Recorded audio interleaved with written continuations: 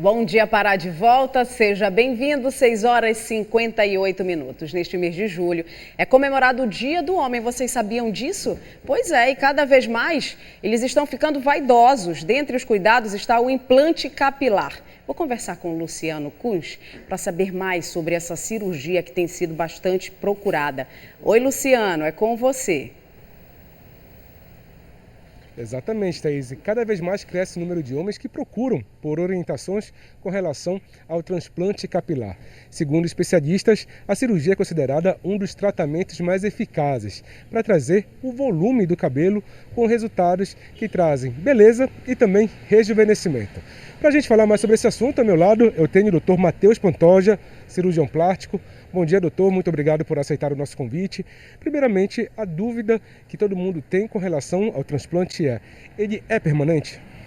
Bom dia, Luciano. Bom dia, Thaís. Bom dia a todos que estão assistindo a gente. Bom, a cirurgia de transplante capilar, ela confere um resultado definitivo. É claro que ao longo da vida, devido ao envelhecimento celular, esses cabelos eles podem ter uma perda de 5 a 20%. Doutor, é possível pegar os cabelos de outra pessoa e realizar esse transplante capilar? Não, o transplante capilar ele só pode ser executado com cabelos da própria pessoa. A cirurgia consiste na retirada de folículos da própria cabeça, numa região que a gente chama de área doadora, que é a região lateral e da nuca, onde os folículos não vão sofrer a ação do hormônio que causa a calvície, e o transplante dessas unidades para a área calva. A partir de qual idade pode começar a fazer esse transplante? Bom, isso é um assunto bem subjetivo. Antigamente nós acreditávamos que somente a partir dos 30 anos, mas a gente sabe que cada vez mais a calvície ela tem sido agressiva e aparecido em pacientes mais jovens. Então a gente tem inclusive, eu mesmo no consultório atendo pacientes muito jovens de 22, 23 anos, já com graus avançados de calvície. O mais importante é a qualquer sinal de um estabelecimento da calvície, o paciente procurar um médico especialista nessa área para que inicie o tratamento clínico, que é o que vai frear a calvície, podendo postergar a cirurgia mais à frente, numa idade um pouco mais à frente. Eu tenho até também uma dúvida também que é muito comum, essa calvície ela é hereditária? Sim, a gente sabe também que o gene da calvície, por isso que o nome que a gente tem na medicina para a calvície masculina é alopécia androgenética. Esse genética vem justamente desse fator hereditário, normalmente herdado ou da família paterna, ou da família materna, ou até mesmo de ambas. Quais outros fatores também poderiam colaborar para o surgimento dessa calvície? Normalmente, o que a gente pode associar é a dermatite seborreica, conhecida como a caspa. A caspa pode acelerar o processo da calvície devido à inflamação do couro cabeludo. O transplante capilar, ele sempre dá certo ou ele também pode correr o risco de não funcionar? O mais importante, Luciano, nesse sentido, é que o paciente procure um médico habilitado com uma equipe especializada, conheça essa equipe para poder se submeter ao procedimento. Os resultados inestéticos ou que não dão certos, geralmente são em situações às quais o paciente ele se submete a uma cirurgia com profissionais que não estão habilitados ou equipes que não são habilitadas. Qualquer pessoa pode fazer um transplante? Bom, a gente tem que avaliar de caso para caso e o paciente tem que ter área doadora, né? Então, ele precisa se submeter a uma consulta com um médico especialista para que ele possa saber se ele é um caso que pode ser submetido a um transplante capilar ou não. Qual geralmente é a duração de uma cirurgia de um transplante capilar?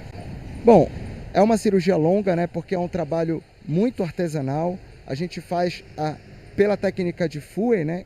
Que é a de extração de unidade folicular, na qual a gente vai tirar fio a fio, na verdade é unidade folicular por unidade folicular, e depois transplantar essas unidades para a área calva. Então, uma cirurgia, ela dura em média de 6 a 10 horas, a depender, é claro, da extensão dessa calvície. Se é só uma entrada, se é a entrada, melhorar a densidade da frente, ou se é aquelas calvícies que cobrem a cabeça toda.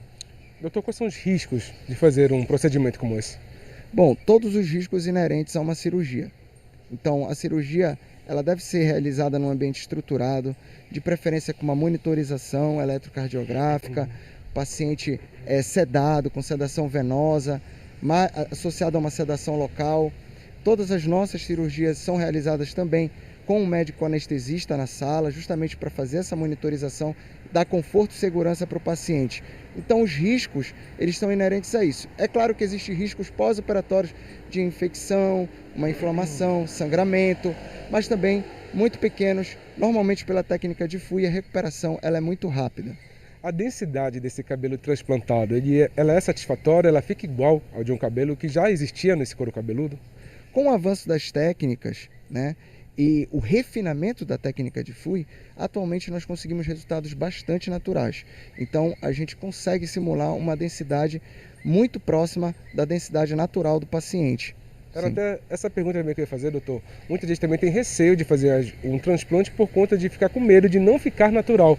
Até mesmo de ficar com buracos, né, de ficar um cabelo diferente do qual já existia nesse couro cabeludo. Hoje em dia já é possível ter técnicas que já deixem o cabelo igual, homogêneo? Sim, é importante nessa avaliação pré-operatória o estabelecimento da relação médico-paciente para que haja um diálogo franco. Por quê? Porque o resultado ele vai depender muito do tipo de cabelo do paciente. Pacientes de cabelos muito finos, com uma área doadora um pouquinho mais pobre, eles não vão conseguir ter um resultado tão natural quanto eles podem imaginar. Mas a gente consegue ainda assim conferir rejuvenescimento, melhoria da imagem do visual, né, pessoal do paciente, mesmo com pacientes com cabelos finos. Pacientes com cabelos grossos, encaracolados, vão ter resultados, logicamente, mais exuberantes. Doutor, a Thaís tem uma pergunta para fazer de lá do estúdio. Contigo, Thaís. Olha, tem um homem vaidoso aqui, hein, participando. Ele acabou de mandar, doutor, uma pergunta dizendo que ele usa dreads. Mesmo usando o dread, tirando o dread, ele pode fazer essa cirurgia capilar? Sim, Thaís, ele pode. Ele precisa retirar os dreads e passar numa avaliação, claro, médica, para a gente examinar como é que está essa área doadora, né? Pacientes que utilizam esse tipo de artifício, eles podem desenvolver uma alopécia de tração, que nós chamamos, que é uma alopécia também que advém da contínua atração de pelos do couro cabeludo, de cabelos, dos fios de cabelos. Tá certo, doutor. Muito obrigado por esclarecer as nossas dúvidas, nossas perguntas com relação ao transplante capilar.